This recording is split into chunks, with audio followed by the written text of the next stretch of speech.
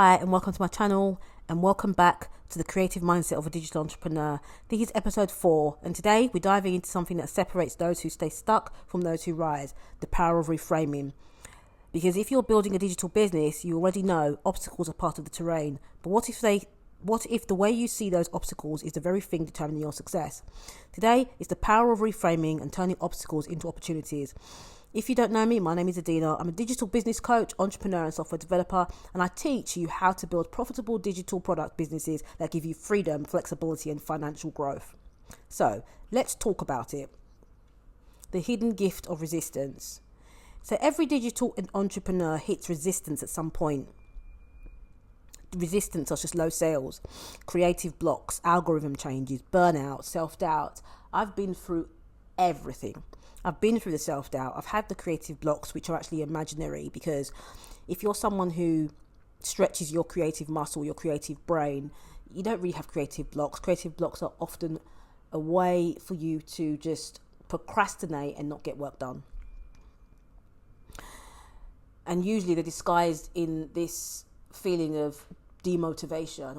I don't feel motivated to work. But I say create even when you don't feel like creating, because sometimes you can create and that piece that you've created that you think wasn't your best could be your breakthrough. Anyway, and yet resistance isn't the villain we make it out to be. It's data, it's feedback, it's an invitation to pause and ask, what is this trying to teach me? Ask yourself that question, learn from it. When your launch flops, maybe it's not proof that you're bad at selling. Maybe it's feedback that your offer didn't connect deeply enough with your audience's desires. When you're stuck creatively, maybe it's not that your inspiration disappeared, but maybe your mind is craving stillness, rest, or a new perspective. That's what reframing is, taking the same reality and viewing it through a lens that empowers you rather than drains you. You know, for me, when I feel this kind of resistance or creative friction or creative block, I usually go for a very long walk. I put my earbuds in, not all the time, but I put my earbuds in, and I usually listen to something that doesn't have any words or, any lyrics or anything like that. If I'm in a place where there's just a lot of nature, I'll just walk in nature and I won't use the earbuds at all. I'll just listen to the sounds of nature, and that really helps me. And then when I sit down and I'm still feeling that creative friction, I'll do something that's completely opposite from what I'm supposed to, what I would usually do, and I would usually write. And if I'm feeling that creative block or that resistance, that creative friction, I might even draw a picture. I'm still creating. I'm not creating because it's my job or because I'm making money from it or whatever. I'm doing it because I just need to create something. You see, and so that's my idea of rest, like colouring, doodling, anything of that nature. I'm going to talk about the science behind this shift. There's fascinating psychology behind this. Cognitive reframing, a concept from cognitive behavioural therapy, literally rewires how your brain interprets challenges. When you consciously reinterpret a setback, I'm failing, into a growth cue, I'm learning what doesn't work yet. Your brain shifts from survival mode to creative problem solving mode. It's not toxic positivity, it's mental adaptability. And adaptability is the currency of the digital age. So entrepreneurs who thrive online are the ones who learn to pivot fast, who turn this isn't working into how can I make this work differently. You see what we've done here? We've reframed it. Let me say this again. Entrepreneurs who thrive online are the ones who learn to pivot fast, who turn this isn't working into how can I make this work differently. So reframe, you can do this in any area of your life, but as a creative entrepreneur, as a digital entrepreneur, as an entrepreneur generally, you do have to reframe. You can't ever be stuck in victim mode. Oh, I'm failing, I'm struggling, this is really too hard, blah, blah, blah, blah, blah. In life, generally, you have to be creative, whether you like it or not. People use this word creative. Oh, I'm a creative, or this person's a creative, or this person isn't creative. They use that word like it only applies to singers and dancers and poets and painters and writers, when actually everyone's creative. We're all creative. We're all born creative, and we are all creative. The earth in itself is creative. the universe, God, divine source is creative. So if you are an entrepreneur, you are a creative, whether you're a technical person or not, whether you are a creative in the sense of being an artist or a graphic designer or something like that, you are still creative.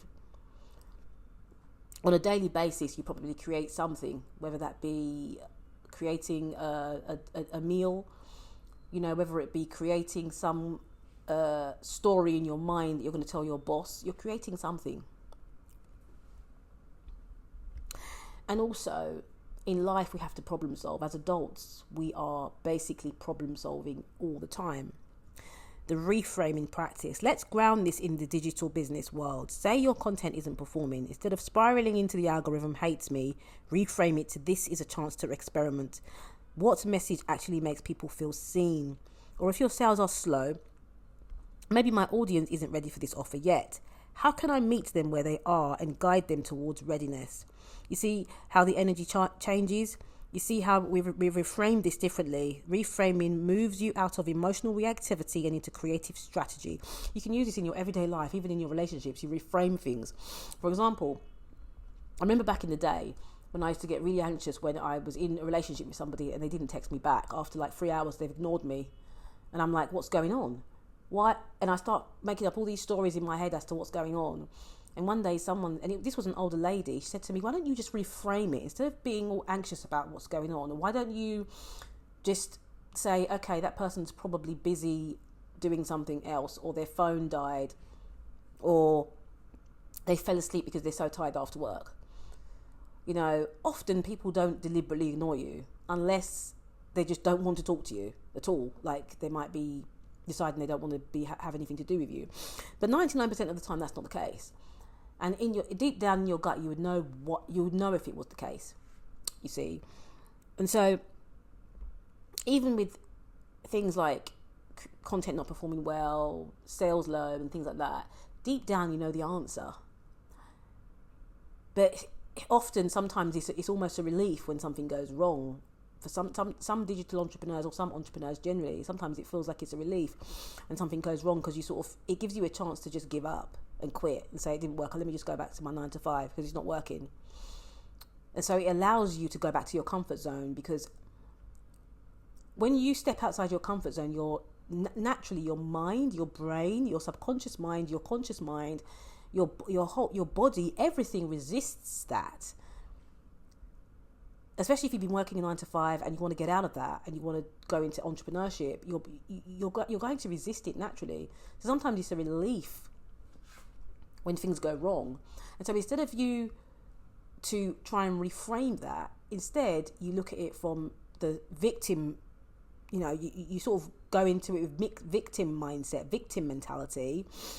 And that victim mode, what does that do? It allows you to step back into your comfort zone.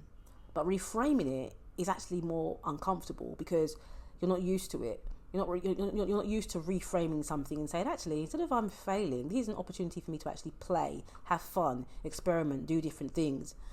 So, for example, right now I'm doing this 500 post challenge on TikTok. Not just TikTok, I'm doing it on YouTube, on Medium, TikTok, Substack. And I realised that my Substack posts were just kind of not really resonating. And so I decided, okay, what should I do? Instead of creating a lot of long form content on Substack, I decided to focus fully on notes, because notes are much easier to create. 1, 2, I've got so much content I can turn into notes. And I noticed that the notes were resonating with people more. So I decided to completely go all in experimenting with notes and forget about the long form content for now. I could have just sat there and said, oh, this isn't working, I'm failing, I'm struggling, I'm not going to bother with this, I'm going to just, do something else. Anyway, let me get into this. Like you said, you see how the energy changes. Reframing moves you out of emotional reactivity into creative strategy. That's how digital entrepreneurs grow faster, not by avoiding challenges, but by interpreting them in different ways. Here, let's talk about identity and the long game.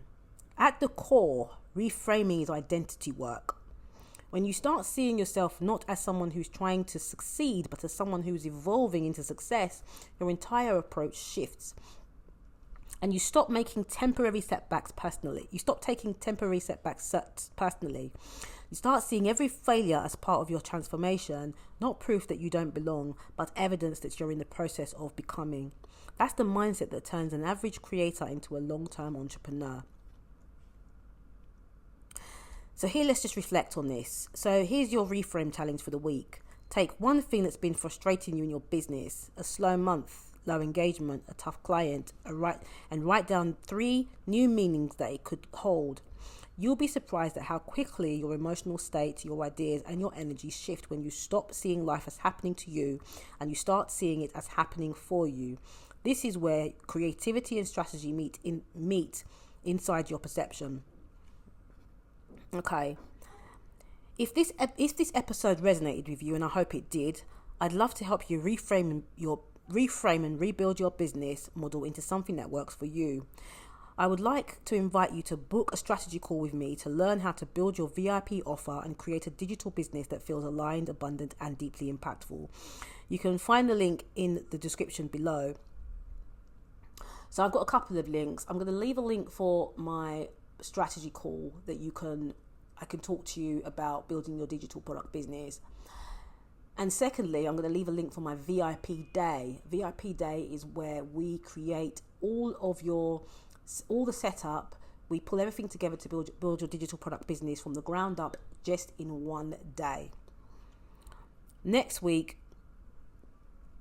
or actually, I'm not going to be posting these weekly because I'm doing this as part of my 500 posts challenge, and this is a part of a 5-part series.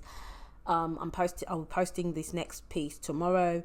So tomorrow we're going to wrap up this 5-part series with episode 5, the infinite game, building a business that evolves with you, because creativity doesn't end when you find success, it expands it.